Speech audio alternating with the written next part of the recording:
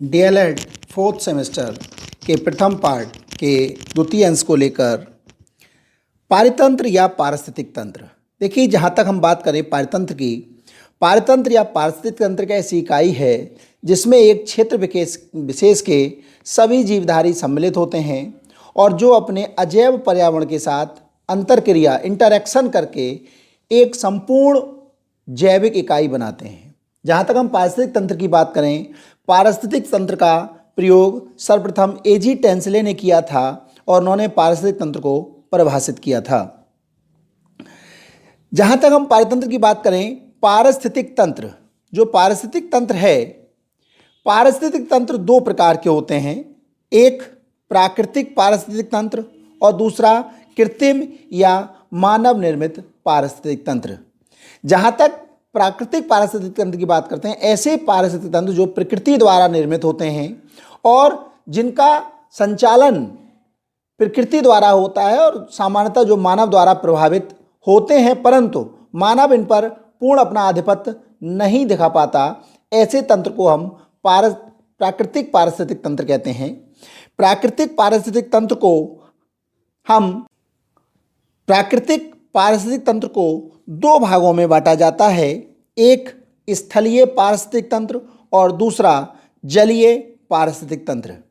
स्थलीय नाम से स्पष्ट है, स्थल, जहाँ पर हम स्थल या जमीन की बात करें, स्थलीय पारिस्थितिक तंत्र ऐसा पारिस्थितिक तंत्र जिसमें हम इसके तीन भाग करते हैं।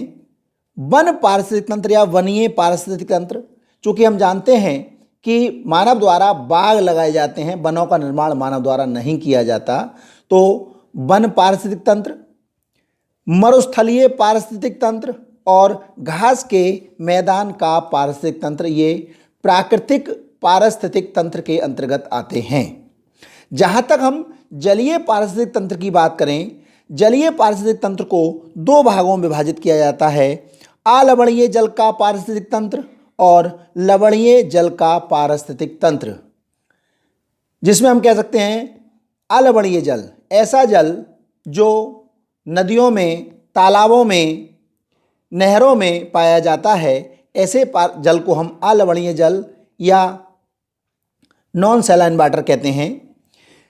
जहाँ पर इस पारिस्थितिक तंत्र को हम दो हिस्सों में बांटते हैं, बहते जल का पारिस्थितिक तंत्र और रुके हुए जल का पारिस्थितिक तंत्र। बहते हुए जल के अंतर्गत हमारा झरना, नदी आदि आते हैं, जबकि रुके हुए जल के अंतर्गत झील, तालाब आदि आते हैं। किसी भी पारिस्थितिक तंत्र में वहाँ पर पाए जाने वाले सभी जैविक और अजैविक घटकों को हम सम्मिलित करते हैं। अगर हम जलीय पारिस्थितिक तंत्र के दूसरे पारतंत्र की बात करें, लवणीय जल का पारिस्थितिक तंत्र। लवणीय जल, सैलाइन वाटर, साल्टी वाटर, ये ऐसा जल समुद्र में, महासागर में आदि में पाया जाता है और ये पारतंत्र में जितने भी जीव आते हैं वो लवणीय पारिस्थितिक तंत्र का भाग होते हैं। अगर हम बात करें कृत्रिम या मानव निर्मित पारिस्थितिक तंत्र, जो कृत्रिम या मानव निर्मित पारिस्थितिक तंत्र होते हैं, हम जानते हैं खेत में जो भी फसल होगी वो मानव द्वारा निर्धारित होगी। बाग में जो भी पौधे लगाए जाएंगे वो मानव द्वारा लगाए जाएंगे। अगर हम एक गमले में लगे हुए पौधे की भी बात करें तो गमले में पौधा हो सकता है, पौधा पानी उसमें मिट्टी है, उसमें कोई कीट हो सकता है, तो वहाँ पर वो लगा हुआ पौधा भी मानव निर्मित पारिस्थितिक तंत्र के अंतर्गत आएगा। जैसा कि हम पहले जान चुके हैं कि पारिस्थितिक तंत्र में जैविक और अजैविक घटक एक दूसरे पर आश्रित होते हैं और एक दूसरे को प्रभावित करते हैं। अगर हम बात करें पारिस्थितिक तंत्र के घटक, तो पारिस्थितिक तंत्र में दो प्रकार के घटक होते हैं, एक जैविक घटक और दूसरे अजैविक घटक, biotic component and abiotic component. जो बायोटिक कंपोनेंट होते हैं इनको हम तीन भाग में डिवाइड करते हैं, उत्पादक, प्रोड्यूसर, उपभोक्ता, कंज्यूमर एंड अपघटक, डिकम्पोजर। उत्पादक वो होते हैं, ये स्वयंपोषी होते हैं, अपने भोजन का निर्माण ये स्वयं करते हैं। अपने भोजन का निर्माण दो तरह से ये कर सकते हैं, एक फोटोसिंथेसिस द्वारा, दूसरा कीमोसिंथेसिस द्वारा।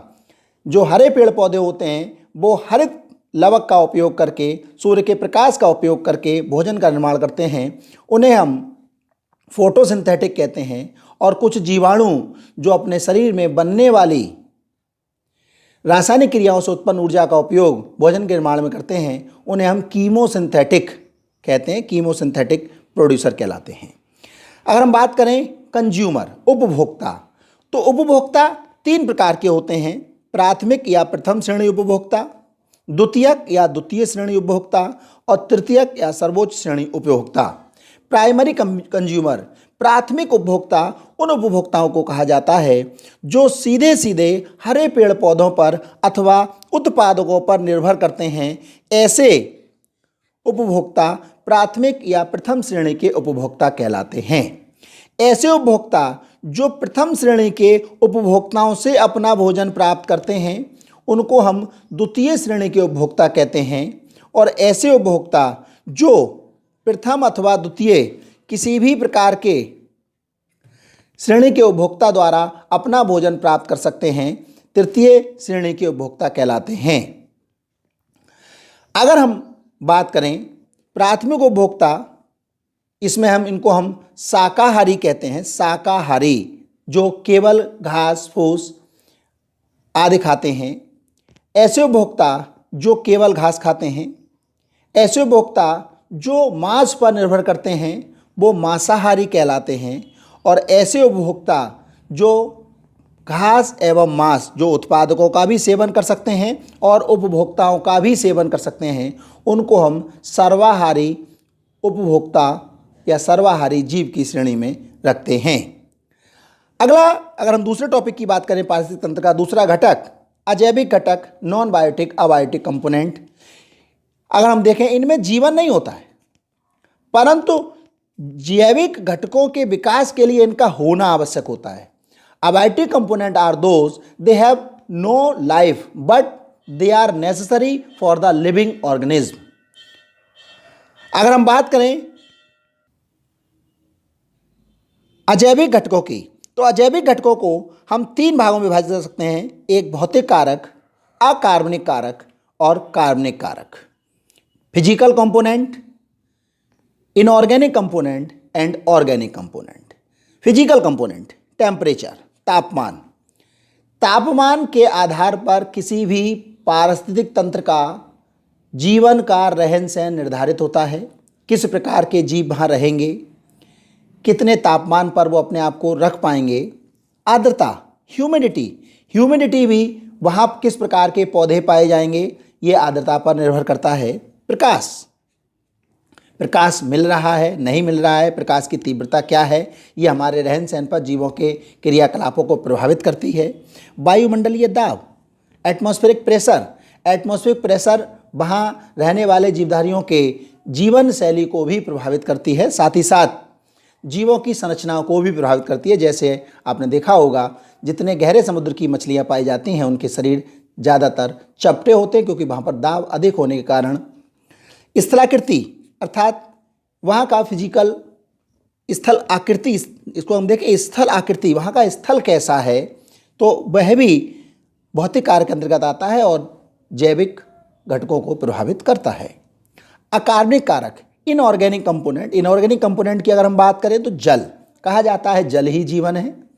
जल वहाँ पर किस मात्रा में है, किस प्रकार का जल है, इस आधार पर वहाँ के जीवधारियों के रहने सहने, वहाँ के जीवधारियों की आवश्यकता, जीवधारियों का स्तर, पौधों का प्रकार निर्धारित होता है। मिट्टी, वहाँ की मिट्टी कैसी है, उस मृदा में पाए जाने वाले खनिज लवण किस प्रकार के हैं, वहाँ के वायुमंडल में जो गैसों का अनुपात है वो कैसा है। वायुमंडल की गैसें भी हमारे जीवन को प्रभावित करती हैं। अगर वायुमंडल में कार्बन डाइऑक्साइड की मात्रा बढ़ जाए तो तापमान बढ़ जाएगा। चट्टान अर्थात पर्वत, हम जानते हैं पहाड़ी स्थानों पर रहने वाले इंसान, मानव और सामान्य स्थल पर रहने वाले मानव के रहन सहन के स्तर में अंतर होता है, तो ये सब हमारे जैविक घटकों को प्रभावित करते हैं।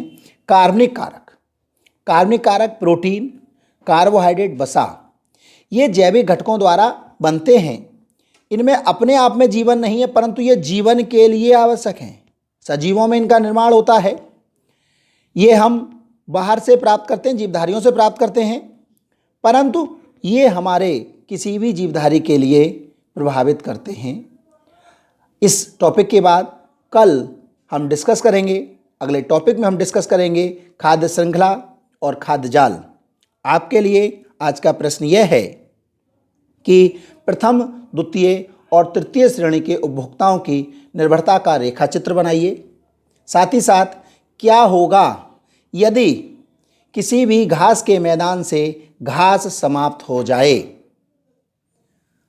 दूसरा प्रश्न, क्या होगा यदि किसी भी वन क्षेत्र से वहां पर तृतीय श्रेणी के उपभोक्ता या मांसाहारी उपभोक्ताओं को समाप्त कर दिया जाए। अपने कमेंट बॉक्स में अवश्य लिखें। अगर आपको ये वीडियो अच्छा लगे तो उसको लाइक, शेयर और सब्सक्राइब करना ना भूलें।